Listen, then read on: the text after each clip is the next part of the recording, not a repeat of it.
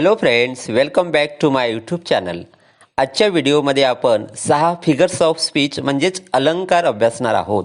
तत्पूर्वी तुम्ही माझ्या चॅनलला सबस्क्राईब केलं नसेल तर सबस्क्राईब करा. Today's lecture's topic is figures of speech.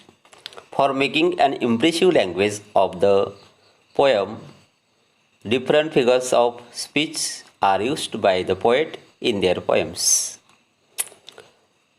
Section 2 Poetry for 12th and 11th standard.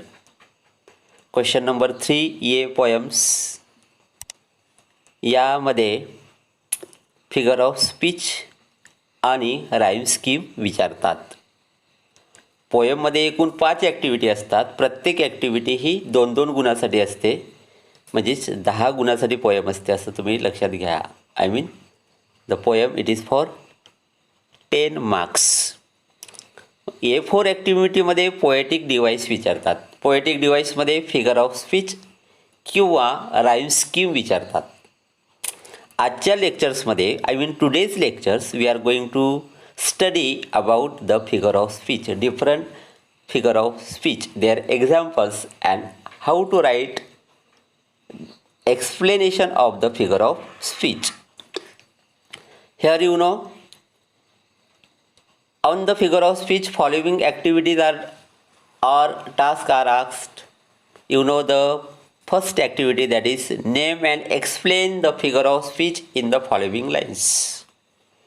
Pick out the 2 examples of figure of speech.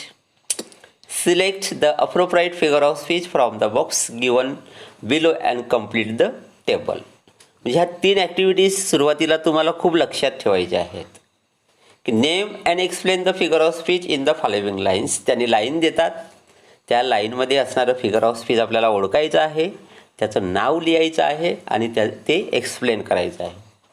दुसरी ॲक्टिव्हिटी अशी आहे की pick out the 2 examples of figure of speech.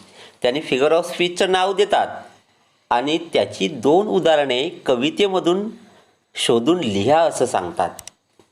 त्यानंतरची तिसरी activity आहे select the appropriate figure of speech from the box given below and complete the table. एक table दिलेलं असते, सुरुवातीला त्यांनी फिगर ऑफ स्पीच दिलेले असतात आणि उरलेल्या बॉक्समध्ये त्याचे आपल्याला एक्झाम्पल्स लिहायचे असतात. हे तुम्ही इथं थोड्या ॲक्टिव्हिटीज तुम्हाला लक्षात ठेवायच्या आहेत. त्यानंतर आपल्याला इथे डिटेलमध्ये थोडं अभ्यासायचे आहेत. एकूण 6 इथं या ह्या लेक्चरमध्ये आपण 6 फिगर ऑफ स्पीच अभ्यासणार आहोत. पहिलं फिगर ऑफ स्पीच आहे simile. I mean here you know the figure of speech that is simile. So what is simile? Comparison between 2 different object having at least 1 common things.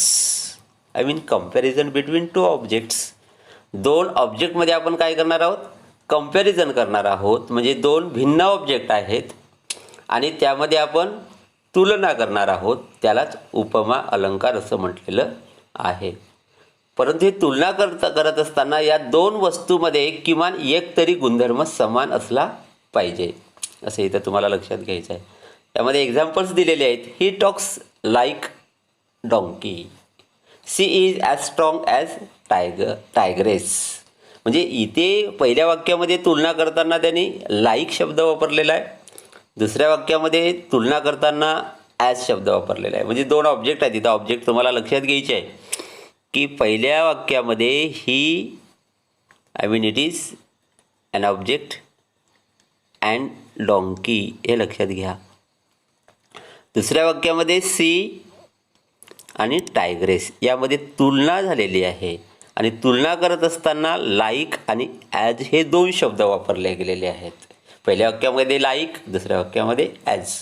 म्हणजे इथं तुम्हाला एक hints लक्षात ठेवायचे आहे की ज्या कवितेच्या ओळीमध्ये ॲज किंवा लाईक शब्द तुम्हाला दिसत असेल तेव्हा तुम्ही त्या ओळीमध्ये सिमिली हे फिगर ऑफ स्पीच आहे असं तुम्ही लक्षात घ्यायचं आहे. इथं थोडं सिमिली या शब्दाचा अर्थ तुम्हाला लक्षात घ्यायचा आहे की इथं लक्षात घ्या की मी इथं लिहितोय उपमा. म्हणजे या फिगर ऑफ स्पीचला काय म्हणतात? उपमा फिगर ऑफ स्पीच म्हणतात. मग याचं जेव्हा आपण एक्सप्लेनेशन लिहितोय म्हणजे तिथं सांगतात की name the figure of speech and explain it असं जेव्हा म्हणतात तेव्हा आपल्याला एक्सप्लेनेशन लिहायची असते. मग एक्सप्लेनेशन लिहिताना काय लिहायचं? Direct comparison between 2 things. मग 2 थिंग्स कोणत्या आहेत? पहिल्या एक्झाम्पल्समध्ये ही अँड डॉंकी, दुसऱ्या एक्झाम्पल्समध्ये सी अँड टायग्रेस, असं तिथं तुम्हाला लक्षात घ्यायचं आहे. त्यानंतरचं फिगर ऑफ स्पीच लक्षात घ्या की मेटॅफर. मग मेटॅफरला मराठीमध्ये काय म्हणतात तिथं थोडक्यामध्ये तुम्हाला लक्षात घ्यायचं आहे. मी इथं लिहितोय रूपक, काय म्हणतात रिकाम्या जागेमध्ये लिहितोय बघा, तुम्ही लक्षात ठेवा. रूपक फिगर ऑफ स्पीच म्हणजे रूपक अलंकार. You know what is the definition of metaphor figure of speech? Indirect comparison is made between two object without any comparison words. यामध्ये सुद्धा तुलना आहे. म्हणजे मेटाफर फिगर ऑफ स्पीचमध्ये सुद्धा दोन भिन्न गोष्टींची, वस्तूंची अप्रत्यक्ष तुलना आहे.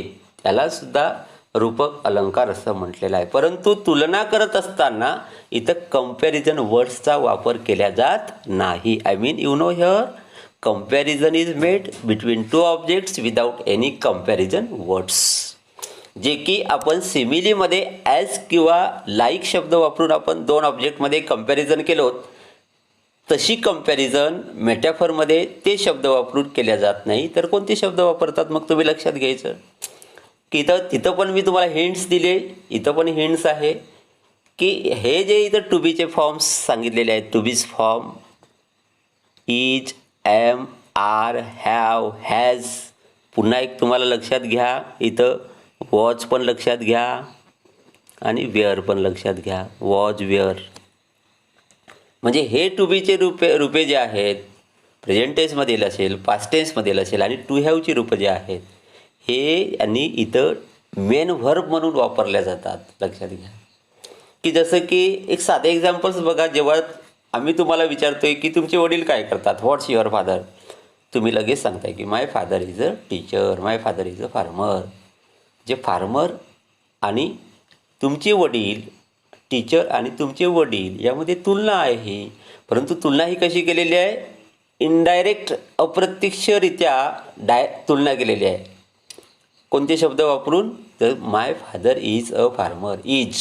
इज हा हे जे इथं हेल्पिंग वर्ब्स किंवा टू बीचं रूप वापरलेलं आहे हे काय मेन व्हर्ब म्हणून वापरलं गेलेलं आहे.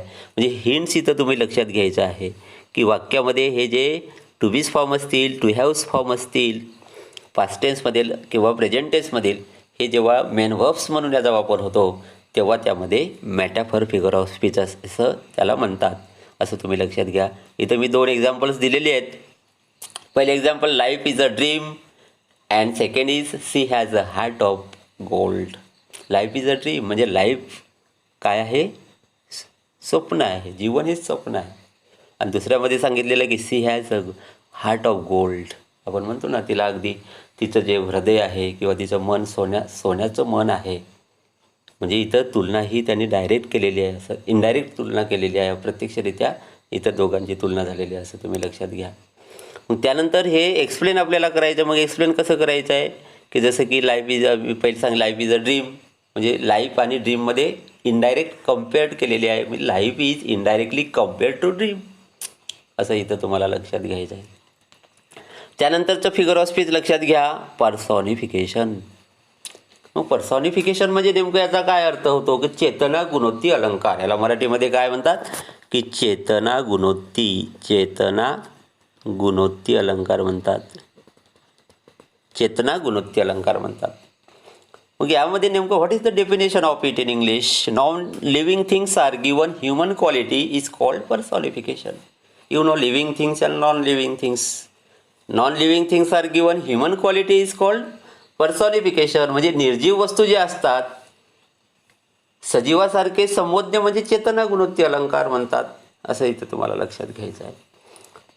मग यामध्ये 2 examples I mean these are the 2 examples of personification figure of speech. The first is the moon played hide and seek with the clouds. Here you know the quality. Actually the playing it is the quality of human beings but it is given to non living things that is the moon. So it is the examples of personification. The moon played hide and seek with the clouds. Second example is time ran away from him. Time पळतो काय कधी? नाही पळत. Running ही कोणाची quality आहे? Human बिंग्सची, आपली quality आहे. आणि ती कोणाला दिलेली आहे? टाईमला दिलेली आहे, वेळेला दिलेली आहे. त्याच्यामुळे इथे पर्सॉनिफिकेशन फिगर ऑफ स्पीच आहे. मग एक्सप्लेन कसं करायचं, एक्सप्लेनेशन कसं करायचं. Playing is a human quality given to the moon in the first example. Second, that is running, it is human quality that is given to time. So these are the two examples of personification. Then next figure of speech, that is alliteration. लक्षात घ्या. मग alliteration आपल्याला ह्या शब्दाकडेच बघितल्यानंतर असं वाटतं की alliteration हे जे फिगर ऑफ स्पीच आहे, अलिट्रेशन फिगर ऑफ स्पीच शिकवत म्हणजे लक्षात ठेवताना तुम्हाला एक गोष्ट लक्षात ठेवायची आहे की एक्झाम्पल्स बरेचसे तुम्हाला माहीत असतील की बघा, चंदुके चाचाने चंदुकी, चाची को चांदीनी चौक पर चटणी चटाई. पक्का हे लक्षात घ्या. किंवा मराठीमध्ये एक साधे एक्झाम्पल्स तुम्हाला लक्षात ठेवायचे आहेत. आपण आलात, आम्ही आपले आभारी आहोत. अलिट्रेशन म्हणजे इथं काय होतं, आपण आलात, आम्ही आपले आभारी आहोत. म्हणजे किंवा चंदुके चाचाने चंदुकी चाची को चांदनी चौक पर चटणी चटाई, हे साधे एक्झाम्पल्स आहेत. म्हणजे याच्यामध्ये काय झालेले, शब्द जे आहेत, शब्दांचा जो पहिला वर्ड्स आहे तो रिपीट झालेला आहे. शब्द रिपीट झालेले नाहीत, साऊंड रिपीट झालेला आहे. म्हणजे इथं एक डेफिनेशनच्या स्वरूपामध्ये लिहिलं गेलेलं आहे की repetition of consonant sounds is called as alliteration. म्हणजे जे व्यंजन आहेत त्यांचं काय झालेलं आहे, रिपिटेशन झालेलं आहे. आणि त्याच्यामुळे म्हणजे कवितेच्या ओळीचे सौंदर्य वाढवण्यासाठी, त्यामध्ये एक नाद माधुर्य निर्माण होण्यासाठी कवी एखाद्या ओळीत आद्य अक्षरातील ध्वनीची पुनरावृत्ती करतो, तेव्हा हा अलंकार तयार होतो, असं तुम्ही लक्षात घ्या. मग इथे एक्झाम्पल दिलेलं आहे, he hits his head against the wall. इथं in the first example there are many words that begins with the same sound. Here he, hit, his, head, h sound is repeated. Second example, my mother makes me study hard. इथं पण तेच आहे. काही शब्द म्हणजे more than 2 words that begin with the same sound. My mother makes me study hard. M sound is repeated. Explanation, how to write explanation. H sound is repeated pleasingly. M sound is repeated pleasingly. म sound and ह sound. Next figure of speech that is repetition. लक्षात घ्या.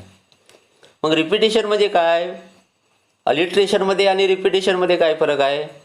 अलिट्रेशनमध्ये sound repeat होतो आणि repetition figure of speech, याला थोडं मराठीमध्ये थोडं लक्षात घ्या, याला पुनरावृत्ती अलंकार म्हणतात. पुनरावृत्ती अलंकार म्हणतात, लक्षात घ्यायचं आहे. मग पुनरावृत्ती अलंकारमध्ये काय होतं की शब्द रिपीट होतात. मग इथं थोडक्यामध्ये डेफिनेशन लक्षात ठेवायचं आहे. Words are repeated for musical quality is called repetition. Words are repeated. Example दिलेलं आहे, land of our birth, our faith, our pride. Second example, but not this, not this.